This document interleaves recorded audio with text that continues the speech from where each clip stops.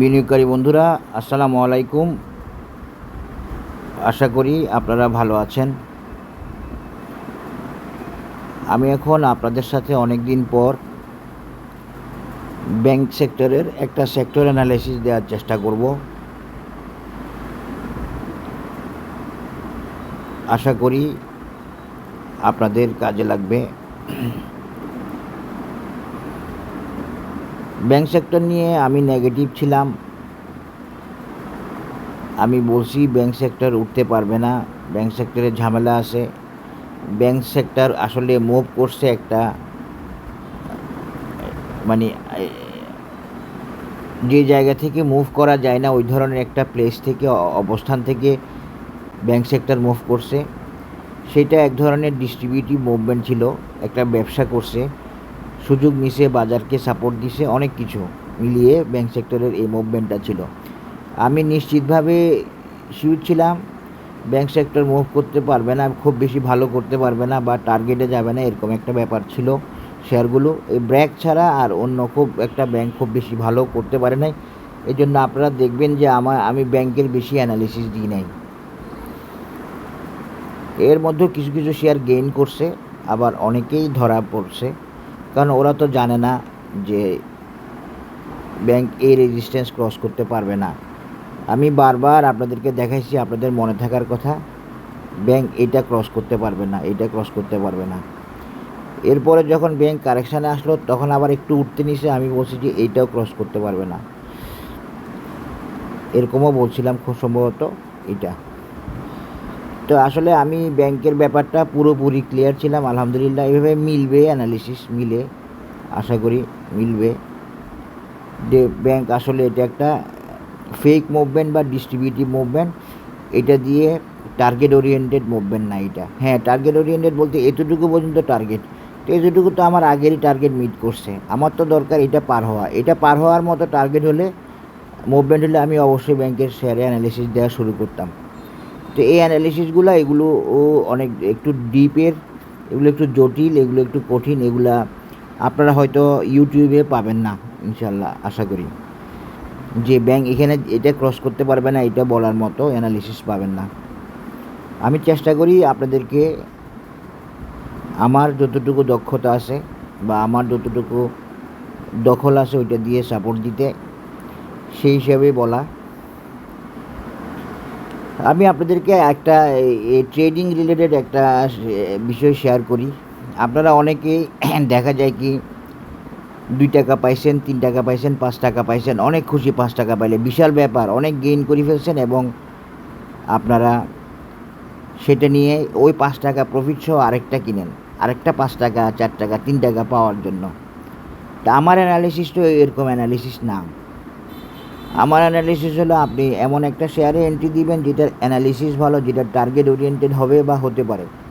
আমরা হবে তো আমরা আগে থেকে ধারণা করতে পারি না, কিন্তু আপনি একটা শেয়ার নিয়ে ধরেন 15% লাভে আছেন, কিন্তু আপনি এটা 30% টার্গেটে যাওয়ার জন্য অপেক্ষা করতেছেন। সেই কারেকশান হলো, কারেকশান হয়ে 5% কারেকশান হয়ে আবার সে 10 টাকায়, আপনার 10 টাকা প্রফিটে আসছেন, সমস্যা তো নয়, আপনি তো প্রফিটে আসেন।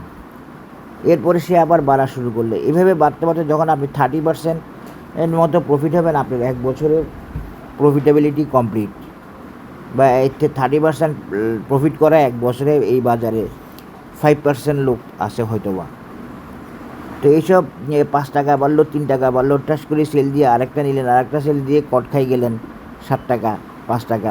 সেটা হচ্ছে অনেক ভালো, হচ্ছে একটা ভালো অ্যানালিসিসের শেয়ার, একটা ভালো টার্গেট ওরিয়েন্টেড শেয়ার, একটা ভালো ফান্ডামেন্টাল শেয়ার নিয়ে অপেক্ষা করা যতক্ষণ পর্যন্ত টার্গেটে না যায়, যতক্ষণ পর্যন্ত 30% 40% অন্তত 20% গেইন না হয়। সেরকম গেইনের পরে আপনি এই শেয়ারটা থেকে বেরিয়ে আসেন, অথবা টার্গেট ওরিয়েন্টেড শেয়ারের টার্গেটে গিয়ে আপনি সেল দেন। আপনি কিং, আপনি 1 বছরের ব্যবসা আপনি করে ফেললেন। একটা শেয়ারে 30% ব্যবসা করা মানে তো 1 বছরের ব্যবসার চেয়ে বেশি। আপনি মনে করেন না যে আপনি এখান থেকে 5 টাকা নিয়ে আরেকটা থেকে 10 টাকা নিয়ে আপনি 1 বছরে একদম 50% প্রফিট করতে পারবেন। ওগুলো অত সোজা না, অত সোজা না, বাজারে এত সোজা না। বাজারের গ্রোথ হয় পার্সেন্টেজ বেস, বাজার প্রফিট দেয় পার্সেন্টেজ বেস। আপনি একটা শেয়ার নিয়ে বসে থেকে যদি 30% 40% প্রফিট নিতে পারেন, সেটা 1 বছর লাগলে সেটাই ভালো। আপনি 5 টাকা 3 টাকা 2 টাকা 1 টাকা প্রফিট নিয়ে যেগুলো করেন, এগুলো আপনার মাইন্ডসেটকে ভালো করে মাঝে মাঝে, কিন্তু আপনি যখন কট খেয়ে যান তখন ওই 5 টাকা 2 টাকা 3 টাকায় জায়গা, ওই জন্য আপনি আবার লসে চলে আসতে হবে। কিন্তু আপনি যখন 15% প্রফিটে আসেন, 5% লস হোক কমুক প্রফিট, সমস্যা তো নাই, 7% কমুক, যারা এই জন্য শেয়ার নিয়ে বসে থেকে অপেক্ষা করে আপনি দেখেন তারাই কিন্তু গেইনার হয়। আমার যতগুলো অ্যানালিসিস টার্গেট ফুলফিল করছে আপনারা তো দেখতেছেনই। তো যারা ওই শেয়ারগুলো নিয়ে বসেছিল ওরা ওরকম 30-40% নিচে, বিএনআইসি ইন্স্যুরেন্স বাদ দিলেও তো আছে অনেকগুলো, এই ইন্ডেক্স এগ্রো, এই যে প্রাইম লাইফ, এই যে আইটিসি, এই যে সাপোর্ট, তারপরে সায়াম টেক্সটাইল, তারপরে সায়াম কটন, তারপর সিমটেক্স, তারপরে মুজাফফর হোসেন, এগুলো সবগুলো তো 30-40% দিয়ে ফেলছে। যারা অপেক্ষায় ছিল তারা চুপচাপ বসেছিল, শেয়ার নিয়ে টাইমে বিক্রি করবে। আমি একটা টেকনিক্যাল ট্রেডিংয়ের একটা সময় সাজেশান দিচ্ছি, এর বাইরে অন্য কিছু না। আমার এটা কিন্তু আমি রাইট মনে করি, এই জন্যই দিচ্ছি। এই যে ইউটিউবের বিভিন্ন পরামর্শ 2 টাকা 3 টাকা 5 টাকা এখানে গেলে সেল দিবেন, এখানে, এগুলো অ্যানালিসিস নেই, এগুলোকে অ্যানালিসিস বলে না। এগুলো প্রাইস অ্যাকশনকে ফলো করে কিছু কমেন্ট করে। কিন্তু আপনার মূল টার্গেট কী? আপনার টার্গেট হচ্ছে প্রফিট করা। বছরে যদি 30% প্রফিট করেন, এর চেয়ে ভালো আর কিছু হয় না। যারা ব্র্যাক ব্যাংকে অপেক্ষা করছে তারা দেখেন মানি ডবল হয়ে গেছে, আর যারা ব্র্যাক ব্যাংকে 5 টাকা বা চ্যাট করে ছেড়ে দিয়েছে তারা আরেকটাতে গিয়ে চ্যাট করে 10 টাকা লসে আসে বা 5 টাকা লসে আসে। এগুলো বোঝার চেষ্টা করবেন। আপনি অ্যানালিসিস জানেন না, আপনি কিভাবে একটা কিনে একটা বেচেন, একটা কিনে একটা বেচেন, এর থেকে শুনে ওর থেকে শুনে। যারা আপনাকে আইটেম দিয়ে ওরা জানে ওই শেয়ারটা যাইতে পারবে কি পারবে না। আমাকে যারা যতগুলো শেয়ার সম্পর্কে জিজ্ঞেস করছে, আমি তো মোটামুটি চেষ্টা করে যাচ্ছি। যেগুলোর অ্যানালিসিস দিই না কেন, ওরা নিউজ পায় এগুলো কিনার, আমি অ্যানালিসিস দিই না। কারণ কি, আমি জানি যেগুলো ওকে নাই, কিন্তু ওরা নিউজ পায় কিনার, এই জন্য আমার কাছে জানতে চাই, আমি তো এগুলো বুঝি। আমি অনেকগুলো শেয়ারের অ্যানালিসিস দিই না, সেগুলো কি কোনোটাই চলে যেতে পারছে আপনারা বলতে পারবেন যে আপনি যাবে না বলছে বা যেতে পারবে না বলছে বা যাওয়ার সম্ভাবনা কম বলছেন, ওইরকম শেয়ারটা অনেক অনেক উঠে গেল চলে গেল, আলহামদুলিল্লাহ, সেরকম এক্সাম্পল খুব একটা নাই। তো ওই লেভেলের অ্যানালিসিসটা আপনি পাইতে হবে, ওই লেভেলের অ্যানালিসিসকে আপনাকে ফলো করতে হবে। এসব ট্রেডিং মেডিং করে আপনি খবর নিয়ে দেখেন, যারা এই বাজারে গেইনার, যারা এই বাজারে ভালো করে, তারা যারা অপেক্ষা করে, যাদের ধৈর্য আছে, যারা সময় দেয়, যারা বুঝে এই বাজারে কিভাবে ট্রেড করলে গেইন করা যায়। আপনার সামনে 10টা শেয়ার বাড়তেছে, সমস্যা কী? আপনি কি 10টা শেয়ারের প্রফিট নিতে পারবেন? আপনি তো নেবেন একটা শেয়ারের প্রফিট, 2টা শেয়ারের প্রফিট, 3টা শেয়ারের প্রফিট। আপনারগুলো যখন বাড়বে তখন ওই শেয়ারগুলো এখন যেগুলো বাড়তেছে দেখছেন সেগুলো তখন কমবে। আপনি সব প্রফিট কি ধরতে পারবেন? আপনি যতই লাফান, যত দৌড়াদৌড়ি করেন, যত একটা থেকে আরেকটা যান, আপনি বছর শেষে তো 30%-এর বেশি প্রফিট করা অনেক কঠিন। বাজারের প্লেয়াররা পারে না। 30% প্রফিট করলে তো আলহামদুলিল্লাহ বলে। বোঝার চেষ্টা করেন। আমি আমার পক্ষ থেকে একটা শেয়ারিং করলাম, কারণ এটাই বেস্ট পদ্ধতি। হ্যাঁ, আপনি 20% প্রফিট পেলেও আপনি বের হইতে পারেন, 30% পেলে বের হইতে পারেন। ইন্স্যুরেন্সগুলো কত দিচ্ছে, যারা ইন্স্যুরেন্স ধরে ধরে ছাড়ছেন তারা দেখেন কত গেল, কত যাচ্ছে। ঠিক সেরকম অন্যান্য শেয়ারগুলো দিবে, ব্যাংকও দিবে, সবাই দিবে ইনশাল্লাহ। তো এখন আসলে ব্যাংকের অ্যানালিসিসে আবার চলে যায়। ব্যাংকিং সেক্টরের ব্যাংক একটা সাপোর্টে আসছে, ব্যাংক হয়তো আর নিচে নামবে না বা আরেকটু নামলে ভালো হইতে পারে। ব্যাংকের এখানে একটা সাপোর্ট দেখাই দিলাম, আর এখানে একটা সাপোর্ট দেখালাম ব্যাংকের। ব্যাংক এখানে সাপোর্ট পেতে পারে, মানে ব্যাংকের বটম হয়তো শেষ হয়ে আসছে, আর নইলে আর একটু নিচে আসতে পারে। আর একটু নিচে আসার প্রয়োজনটা এখনও আসে হয়তো বা সামান্য, আর নইলে আর নিচে আসবে না। আর একটু নিচে আসার প্রয়োজন আসে সামান্য, আর নইলে আর নিচে আসবে না, দুইটাই একটু থাকলো। এই জন্য আমি দোনোটা দেওয়ার চেষ্টা করলাম। হ্যাঁ, আর একটু নিচে প্রয়োজন হয়তো আসে সামান্য, নইলে আর আসবে না। আর নাও আসতে পারে, ব্যাংকের বটম কমপ্লিট হয়ে গেছে ধরতে পারবেন। তো আরেকটু নিচে যেটা ওইটাও দেখাই দিছি এবং বর্তমানটাও দেখালাম। বর্তমানটা একটা সাপোর্ট লেভেল এবং বাজার যে এই লেভেলে, বাজারের এই লেভেলে উঠে আসার ব্যাপারটা বলছি, ওই উঠে আসার ক্ষেত্রে আবারও ব্যাংক ভূমিকা রাখবে। হ্যাঁ, আবারও ব্যাংক ভূমিকা রাখবে এবং রাখার সম্ভাবনা থাকবে এবং এই ব্যাংকের আবারও যে ভূমিকাটা রাখবে সেটাও কিন্তু ব্যাংকের নতুন মুভমেন্টকে মানে একটা ভালো মুভমেন্টকে পুরোপুরি কনফার্ম হয়তো করবে না। মানে সেক্ষেত্রেও ব্যাংকের এই রেজিস্ট্যান্সটা একটা রেজিস্ট্যান্স হিসেবে থাকবে। এই রেজিস্ট্যান্সটা এটা না, এটা পার হওয়া পর্যন্ত অপেক্ষা করতে হবে।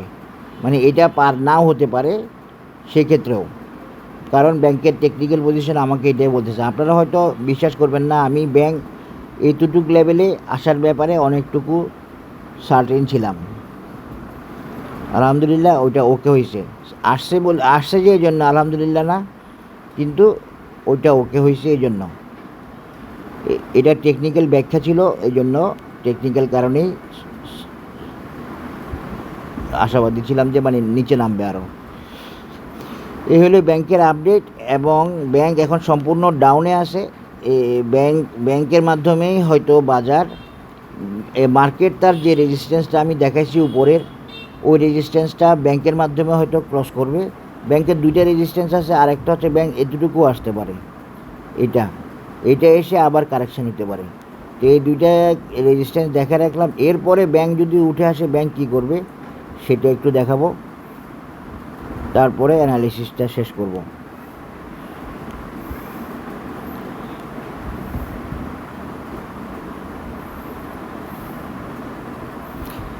বেসিক্যালি ব্যাংক আসলে ট্রিপল বটম করতেছে বলা যায়, এক ধরনের।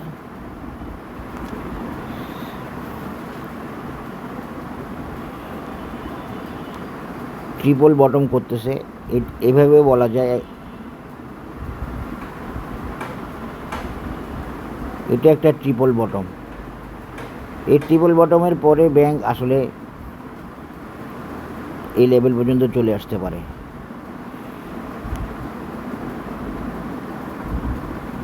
একুশ লেভেল পর্যন্ত আসতে পারে অ্যাজ পার ট্রিপল বটম। ওই যে দেখেন এই লেভেল পর্যন্ত ব্যাংক আসতে পারে অ্যাজ পার ট্রিপল বটম। এটা একটা ব্যাংকের নেক্সট টার্গেট বা নেক্সট রেজিস্ট্যান্স। ব্যাংক যখন এখানে আসবে তখন আপনারা বাজারকে 6300 বা 6500 ওই লেভেলে পেতে পারেন। আরেকটা কথা বলি, বাজার কিন্তু বেসিক্যালি ব্যাংক দ্বারা মোটিভেটেড না, ঠিক ব্যাংকের মাধ্যমে ওঠানামা করতেছে। ব্যাংক কন্ট্রোল এখন, এটা আপনারা হয়তো বুঝেন নাই, এটা বুঝতে হবে। ব্যাংক বাজারকে লিড দিচ্ছে মূলত, এবার এই ব্যাংকের এই লিডিংটার উপরই নির্ভর করতেছে বাজারের বড় ধরনের গেইন বা বড় ধরনের টার্গেটে যাওয়া। এর পাশাপাশি যদি ফার্মাসিউটিক্যালস, ফুয়েল এগুলো ওকে হয়ে আসে, এগুলোও ভালো ভূমিকা রাখবে। বর্তমান ব্যাংকের মুভমেন্ট, ব্যাংকের এগুলো বাজারকে ব্যাংক লিড দেওয়ার মতো আমার কাছে মনে হয়েছে টেকনিক্যাল কারণে। তবে এটা ঠিক, আবার দেখেন ব্যাংক এই লেভেল ক্রস করে নেমে গেছে, বাজার কিন্তু নামে নাই। ব্যাংকের কারেকশান শেষ হওয়ার পরও মানে এই সাপোর্ট ক্রস করে ব্যাংক নেমে গেছে, বাজার কিন্তু ব্যাংকের সাথে এই জায়গাতে ছিল না, এই নেমে যাওয়াতে ছিল না। এই জন্য বাজার বেসিক্যালি এইভাবে বলা যাবে না যে ব্যাংক দ্বারা নিয়ন্ত্রিত বা ব্যাংক লিড দিবে বা দিচ্ছে ফাইনালি, এইটা বলার সুযোগ নেই। কারণ বাজারের হাতে অনেক ইনস্ট্রুমেন্ট আছে, বাজার কী করবে, কীভাবে করবে সেটা বাজার জানে। বাজারের কাছে ওয়ে আউট আছে, কিন্তু বাজার তার মুভমেন্ট প্যাটার্নে এক এক সময় এক এক সেক্টরকে প্রায়োরিটি দিয়ে মুভ করবে। তাই আমরা ব্যাংকই ছাড়া উঠবে না এরকম বলবো না, বলা যাবে না। যেমন ধরেন ব্যাংকের বাজার নিচে নামাই দিছে কিন্তু বাজার নিচে নামে নাই। এখন আসেন ব্যাংকের একটা টেকনিক্যাল অ্যানালিসিস দিয়ে, ক্লাসিক সি হর্স প্যাটার্ন দিয়ে, এটা দিয়েও একটা ব্যাংকের অ্যানালিসিস আমি আগেও দিয়েছিলাম, সেটা পার করতে পারবে না বলছিলাম। এটা একটা ছিল এই যে এই ক্লাসিক সি হর্সের প্যাটার্ন বি পয়েন্টে গিয়ে ব্যাংক কারেকশান হয়েছে, এটা একটু দেখে নেন। ক্লাসিক সি হর্স প্যাটার্নের বি পয়েন্টে গিয়ে ব্যাংক কারেকশান হয়েছে। ব্যাংক কিন্তু একটা টার্গেট মিট করছে, এই যে ড্রাগন প্যাটার্নের, এটা একটা ড্রাগন প্যাটার্ন, এটার বি পয়েন্টে গিয়ে ব্যাংক কারেকশান হয়েছে।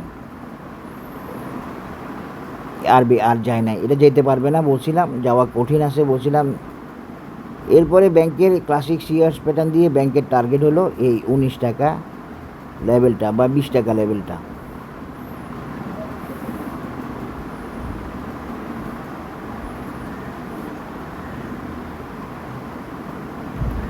আপনারা ব্যাংকের তাহলে দুইটা রেজিস্ট্যান্স পাইলেন, একটা হলো ট্রিপল বটমের একটা রেজিস্ট্যান্স 21, আর একটা হচ্ছে সি হর্স প্যাটার্নের রেজিস্ট্যান্স 1970। এর বাইরে ব্যাংকের আরও রেজিস্ট্যান্স আছে, এই রেজিস্ট্যান্সগুলো দেখাই রাখি। এই বি পয়েন্ট রেজিস্ট্যান্সটা যেটা আগে ক্রস করতে পারবে না বলছিলাম, ক্রস করতে পারে নাই। এগুলো জটিল অ্যানালাইসিস, এগুলো সূক্ষ্ম অ্যানালিসিস। আর এখানে কিন্তু একটা রেজিস্ট্যান্স আছে, ব্যাংক এখন মুভ করলে হয়তো এইটা ক্রস করতে নাও পারে, আর এটা যদি ক্রস করে এরপরে এইটা। দেখেন ব্যাংক সেক্টরের অবস্থা ভালো না, অনেকগুলো ব্যাংক ভালো না। এরপরও যে ভালো ব্যাংকগুলো আছে ওগুলাই লিড দিছে এই কয়দিন, তার মধ্যে সবাই ভালোভাবে লিড দেয় নাই, বা সবাই বড় বড় গেইন করে নাই, বা সবাই টার্গেটে চলে যায় নাই। ব্যাংক তো বড় সেক্টর, বড় পেইড আপের সেক্টর, এই জন্য ব্যাংকের মুভমেন্টের সাথে সাথে বাজার তার বড় মুভমেন্ট, ব্যাংকের বড় মুভমেন্ট বাজারকে প্রভাবিত করে। আশা করি আপনারা অ্যানালিসিসটা বুঝতে পেরেছেন। ব্যাংক নিয়ে আশাবাদী হতে পারেন, ব্যাংক যদি এখানে সাপোর্ট পায় ভালো, এখানে সাপোর্ট পাওয়ার সম্ভাবনা আছে। আর নইলে আর একটু নিচে যেটা দেখাইছি বটমে পুরোপুরি 3টা ট্রিপল বটম তৈরি করতে পারে, তবে মনে হয় তৈরি করবে না, যেহেতু জুলাই মাসের একটা অ্যানালিসিস আছে বাজার ভালো হওয়ার। ব্যাংক এই লেভেল থেকে হয়তো আস্তে আস্তে পজিটিভলি কামব্যাক করার চেষ্টা করবে। আশা করি বুঝতে পেরেছেন। সবাই ভালো থাকবেন, ধন্যবাদ, আসসালামু আলাইকুম।